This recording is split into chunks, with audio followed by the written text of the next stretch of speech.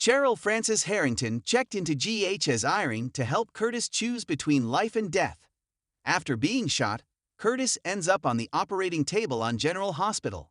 He visited a dreamlike realm in which he spent time with his late mother, Irene, played by Cheryl Frances Harrington. The guest actress gave us all the feels as Irene comforted her son when he needed it the most. We don't know whether Curtis, Donald Turner, was dreaming or truly visiting someplace between life and death, but there was no denying the joy he felt upon reconnecting with his mom.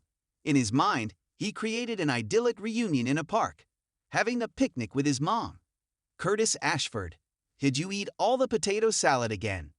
Curtis heard his mom say in that scolding but loving way that only moms can do. "I swear, next time, I'm going to put a padlock on the container." Harrington immediately brought to life, no pun intended, Curtis's dream version of his mother. Her smiling face clearly indicated Irene's not only fondness, but deep love for her son. "Are you all right? Do you feel sick?" Irene asked her son, prompting Curtis to well up. "Who else cares about you not feeling well like your mom does?" Asked if she was really real, Irene rhetorically replied, "Baby, where else would I be?" Irene didn't ask why Curtis was so much older than the last time she probably saw him. That wasn't important to Curtis.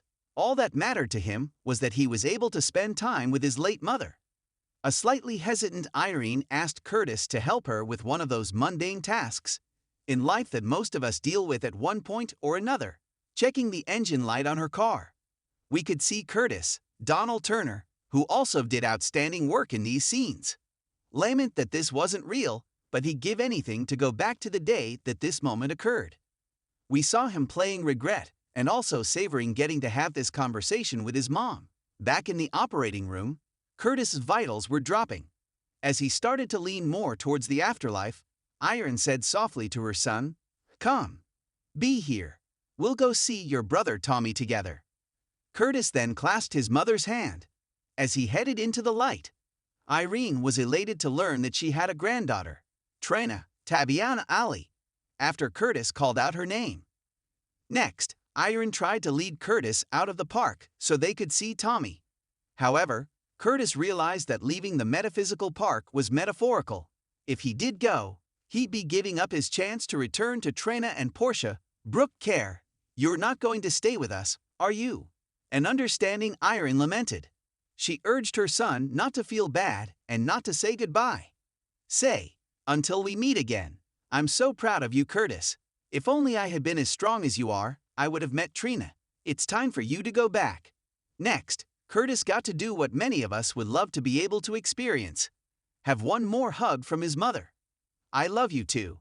I love you too," Irene tearfully said in response to Curtis telling his mom he loved her.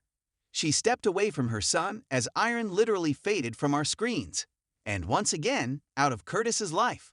Brava to Cheryl Frances Harrington, who stepped into the role of Irene and quickly established a maternal bond with Turner's Curtis.